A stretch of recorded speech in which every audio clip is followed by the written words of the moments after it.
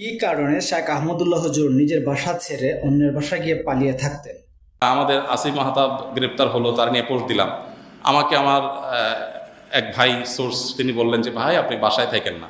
তো রাতে এই কয়দিনের আগের কথা, রাতে যে আরেক বাসায় যায় শুইতাম, এই কয়দিন আগের কথা। আগের বাসায় গিয়ে পালায় পালায় থাকতাম।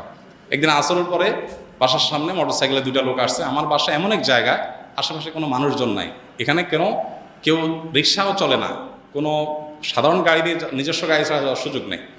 এরকম একটা জায়গায় থাকি আমি, সব মরুভূমি, আশেপাশে ঘাস, মানুষজন নাই। সেখানে কোনো মানুষ আসা তো স্বাভাবিক না। দুইজন মানুষ আসরের আগ থেকে আইসা অপেক্ষা করলো। তারা মনে করেন এত লম্বা সময় আসে, নিশ্চয়ই ওয়াশরুমে গেছে টেছে, লম্বা সময় ধরে। মাগরিবের নামাজ পড়লাম, অজু ছাড়াই নামাজ পড়লো আমাদের সাথে। ওখানে যে জামাত হয় এটা জানার কথা না, আমার বাসার নিচে গ্যারেজে ছোট্ট করে একটা রুমে আমরা জামাতের নামাজ পড়ি।